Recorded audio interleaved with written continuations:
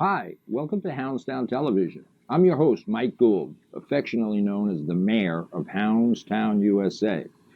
We are here today. I'm joined, of course, by my co-host, right over my left hand. Oh, my co-host, Jackie Bondanza, the one and only lovely Jackie Bondanza. And, of course, our rescue dog, Canito, who's identifying today as a human broadcaster, which is great. So Houndstown, USA, for those of you who don't know, is home to the happiest dogs on earth. And we have, what do we have, 7 locations on Long Island? Yeah, we're going to have 7. We have 5 right now in Ronkonkoma, Port Jefferson, Farmingdale, Deer Park on Comac Road, and our most recent location that opened in Island Park.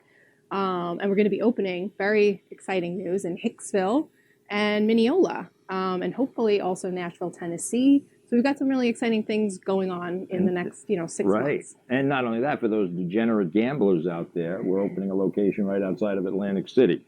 Yeah, right? Hopefully. That'll be right up your alley. Happening. So. And the only policy change there is you've got to pay before you leave, when you drop the dog off, not when you pick them up in case you lose all your money. Right. So Houndstown Television, or Houndstown Television, is about dogs and humans and how we bring them together, for better or worse, how animals and humans interact with one another. And that's going to be the focus of many of these shows. We're also going to, today, this particular show, we're going to talk about what? What's the focus of the show? Well, today we are at the Smithtown Animal Shelter, and we're going to be talking in the next segment with some of the folks who help run the shelter. They're doing some really exciting things, and they've got a lot of great dogs and cats that need adoption. So we're going to focus our show today on our charity, on our relationship with the Smithtown Animal Shelter. You have a very long history with the shelter. I do. That's really going to date you once we start talking about it. Yeah, that's fine. My wrinkles date me. So. Right. So we're going to focus this show on charity work, because at Houndstown, we are very focused on giving back to our community. Not only does Houndstown provide interactive doggy daycare and boarding and grooming services, but there's a whole other component to what we do. And that's, we give back to our community by partnering up with municipal shelters and rescues in our areas. A lot of our locations provide dogs in their local community with the opportunity to interact in daycare. And they offer discounted boarding for dogs in foster.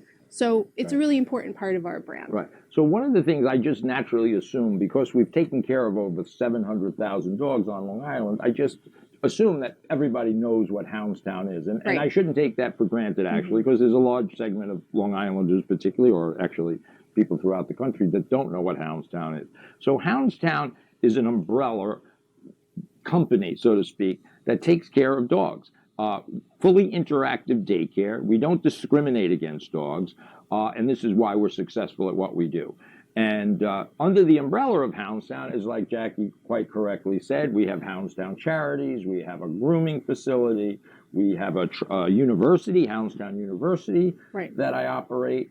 And today's focus is, though, the philanthropic portion, which is Houndstown Charities. Yes, and the charity was formed in 2011 by yourself and a few other employees, and it's really grown since then. And I think the reach has been really far. Wow. So, talk a little bit about your relationship with the Smithtown Animal Shelter and how that started. Right. So my background, I began in law enforcement, as you know, in the NYPD Canine Unit, way back when. And I will date myself by saying I was one of the founding members. So when you're a founding member of something, that means you're... Especially like a huge city police department. So you're a founding member. That means you're old, primarily. That's the number one thing. That's confirmed. That's confirmed. And then, so to put some history on the canine units back in the day. So I'm talking about 1982. 1982, I began my career in this pilot program, which is now the NYPD Canine Unit. Okay. And at the time, we didn't buy dogs or import dogs from Germany, so we'd scour the local shelters throughout the tri-state area to get the right candidate, knowing that only 1 or 2 or 3% of the candidates, would actually make it. Would actually make it. But similar to a recruit in the police academy, there's many factors that they have to be very social. They have to acclimate very well to sounds and noises, just like the police horses. So it was a very selective group. They have to be in extraordinary condition. So with that said, so we put these groups together. So the first canine class, we had to get, maybe 20 dogs for 6 handlers, knowing there's going to be a washout rate. And I was kind of left behind at the time. They didn't have a dog for me. So what they did was we got a phone call. Either they called us or we called them. But the Smithtown Animal Shelter here in beautiful Smithtown, Long Island, called us and said they have a German Shepherd. So we came out, we looked at this, it was a German Shepherd, all right, in the sense it had 2 ears, 4 paws, but it was very thin, and he was abandoned. And back in those days, sadly back in those days, dogs were euthanized after a certain period of time. There was no such thing as, they'd hang on to a dog 3 to 5 days or so, whatever. And so it was a very sad situation. So we adopted the dog, this German Shepherd. He was named Smitty. In fact, I'm told a statue out in front, which we're going to do some shots later on, right? There's a statue of a German Shepherd out front of the shelter. And presumably that's a statue of my dog, Smitty. So the irony was, and I think that this is important today as it was in 1982. So Smitty was abandoned, surrendered for whatever behavioral issues he had, and his future was bleak. We adopted him. Even in the canine unit, his future was bleak because our canine trainers, they said he didn't have what it took to be an actual successful member of the canine unit. With that said, I took Smitty. At the time, the dogs come home, go into home with your family. Make us long story short, Smitty rose up to be one of the most successful, highest in arrests, one of the most successful dogs in the canine unit. And he made numerous arrests. He was highlighted in a lot of we patrolled mostly in Queens, and we were very active. I was young, and I was able to move around better than I can. And we were very successful. So Smitty, he was with me for 7 years. We had a wonderful history of arrest and community service. We do, of course, the community service. We'd go to schools and nursing homes, and that was another component of the canine unit. So Smitty and I had this wonderful relationship. It's a bond really tighter, closer than family members, because when you're with a police dog, you're with them literally 24 hours a day. Right, and they come home with you. They go to work with you. They come home with you. They go to the bar with you. Smitty probably has some stories. Yeah, Smitty, to thank tell. God. You know what we say? Thank God dogs don't talk. Smitty, he's been to many happy hours. Okay. In fact, I'll tell you a story. I think the statue. Come on. No stories. Okay. Well, Penn Station. There's a bar in Penn Station. Yes. And Smitty and I used to work 4 to 12s. At 12 o'clock, somehow we ended up at the bar in Penn Station. Shocker. And Smitty, somehow, whatever I was doing, drinking my ginger ale, he would disappear around, Penn Station and just wander around.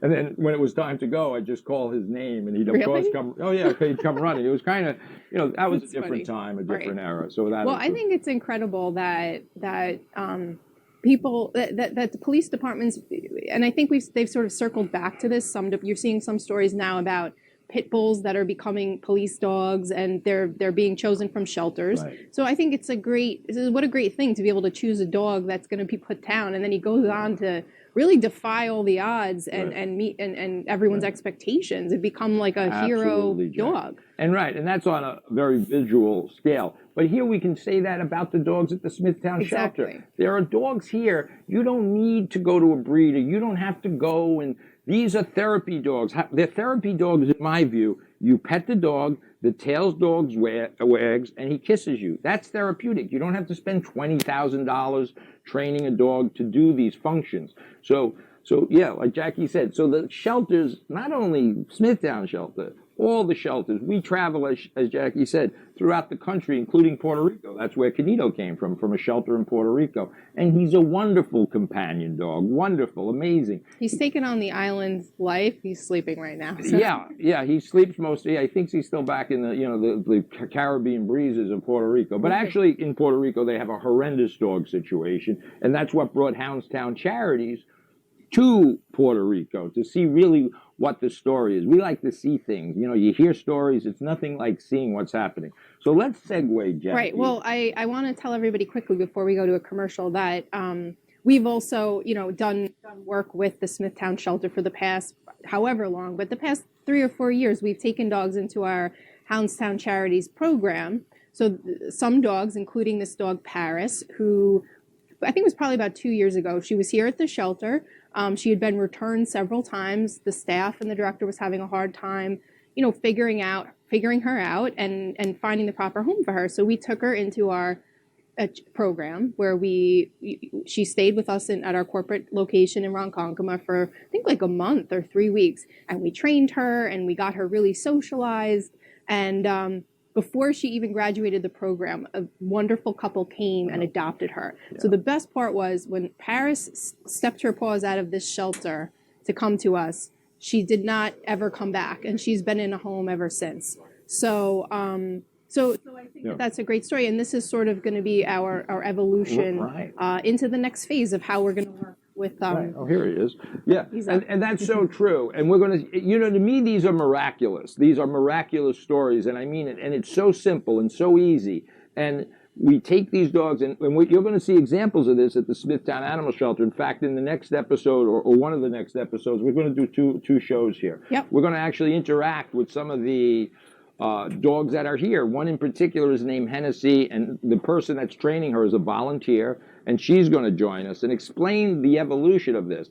And to us, this is what we do. So money can't replace. When we see these dogs go from dangerous pit bulls or whatever the society says they are, and then they're loving members of our society, whether it's with a veteran or a home, there's so many, and it doesn't need much. So humans, and the focus of our show will be how humans and dogs interact. And generally speaking, it's not the dog problem. It's always a human problem. And we'll go into detail in various different episodes and segments. So who's coming up? So we're going to take a break. We're going to take a commercial break in a second. But on the second segment, we're going to be joined by some of the folks who really help run the Smithtown Animal Shelter. We have Tom Lohman, he's a town councilman. Lisa Inzerillo, hopefully I got her name right. She's a town councilwoman. And then we have Deputy Chief Kevin McPadden. They're going to join you on the second half of this, and going to talk about some of the things that are going on at the shelter that are phenomenal and great. I have a great deal of optimism, and I normally don't say that. As you know, we visit shelters all over the country, all over the world, as I said, and I always come in skeptical of seeing what the new and improved version of it is.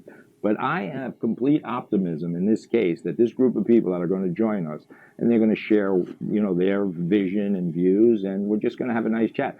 And I think, folks, if you're listening and you want fantastic dogs, or you want to just interact in a fantastic facility, you're going to see in the next two segments, Smithtown Animal Shelter.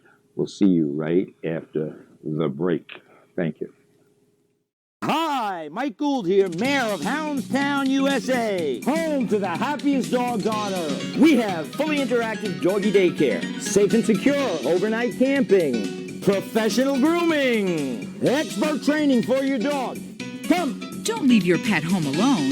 Have a happy and well-exercised dog with a visit to Houndstown, USA.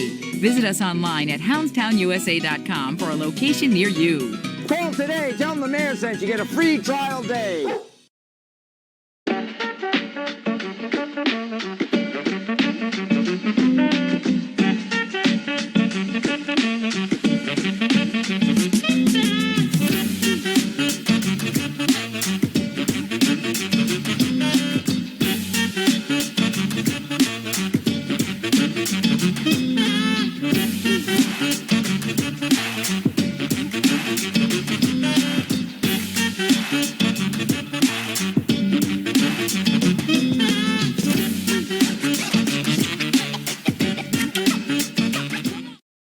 Hi, Mike Gould here, affectionately known as Mayor of Houndstown, USA, home to the happiest dogs on earth. And as we said in the previous segment, I'm so excited today particularly. I was invited to the Smithtown Animal Shelter, our charity, Houndstown Charity, once again has been invited back to the Smithtown Animal Shelter. And I talked in the previous segment of my first police canine dog, Smitty, who I began interacting with the folks here in 1982. Admittedly, the shelters on Long Island, the shelters in the country, they are evolving. And there's, sometimes a roller coaster ride, sometimes you go 3 steps forward, 2 steps backwards.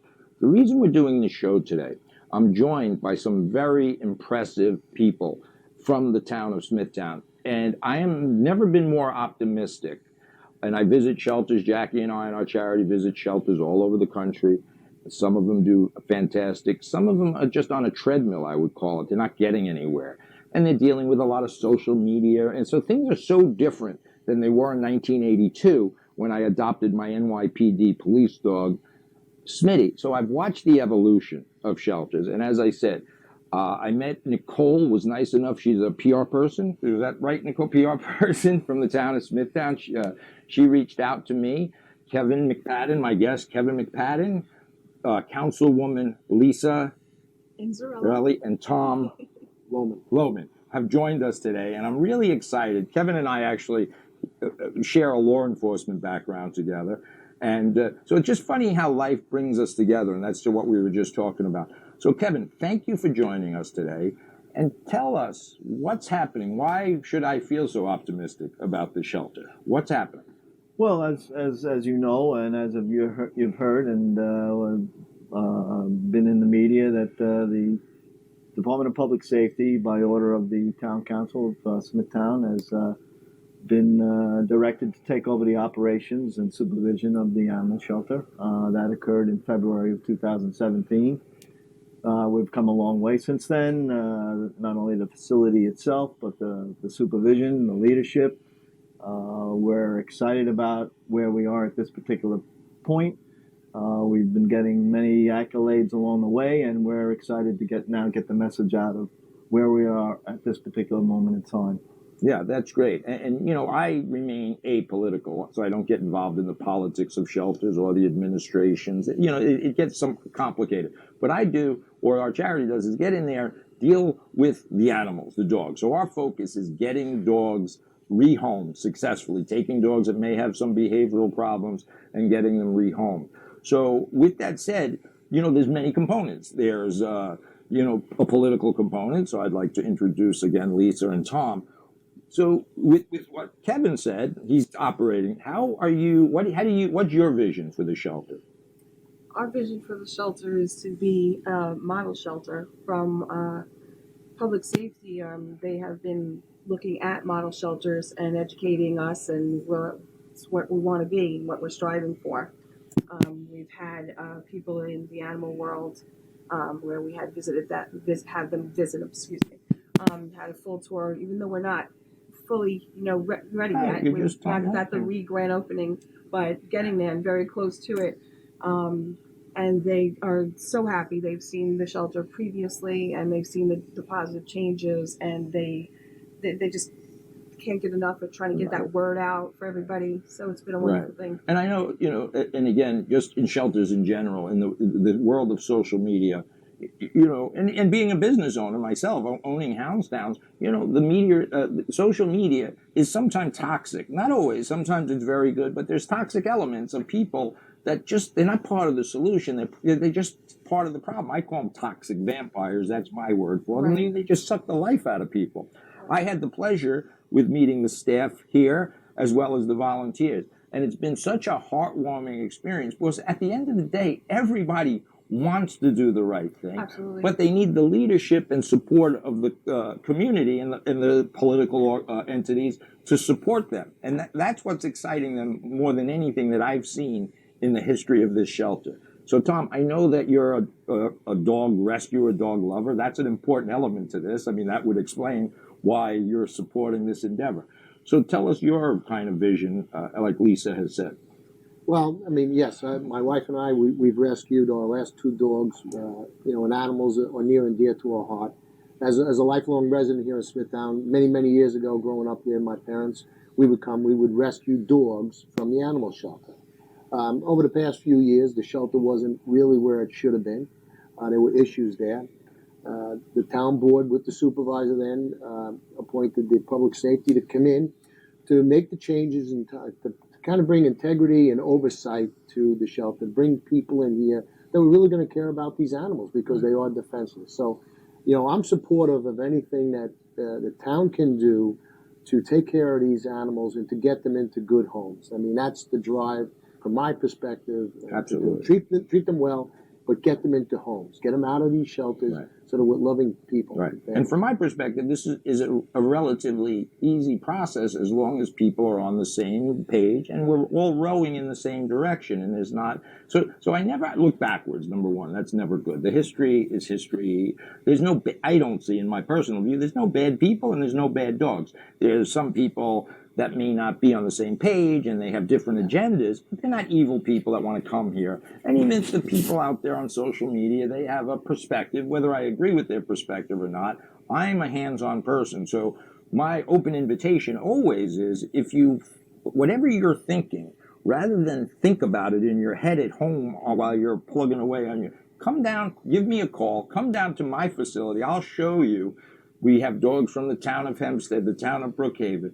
We'll show you our methodology and how we love dogs in the process we do. And as I said earlier, we're going to have another segment with a volunteer here, and one of the dogs that's been here for a couple of years, a difficult adoptee, but how this evolution happens. And, so Kevin, so what's your first, you have a lot, like Lisa said, you're just getting this ball rolling, so to speak, and you've done things that are pretty phenomenal already in terms of the facility here. What's your short-term and long-term goal? Well, I'm glad you brought that up, because we have invited all along the process, all along the way, we have invited not only people from the community, but we've invited the relevant state and federal agencies to this facility to see how far we've come. And we are so proud of the fact that we have gotten accolades from the Agricultural and Markets Law folks, the New York State Narcotics Bureau Enforcement folks, and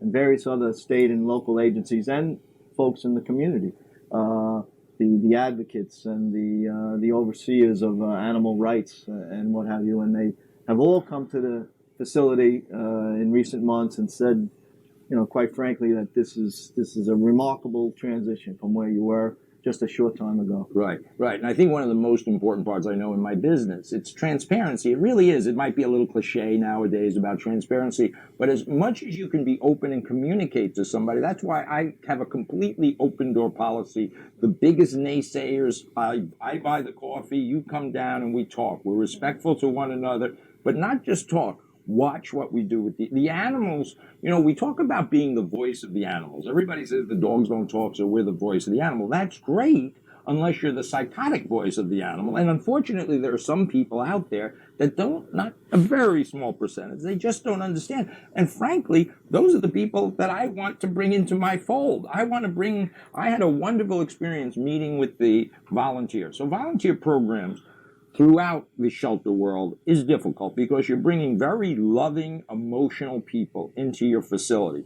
And it's difficult, and sometimes that's not helpful to the dogs, and we talk about that. So I overcame, just within the last month I came here, and I had a meeting with a couple of the volunteers, and they've passed through, and you'll see this.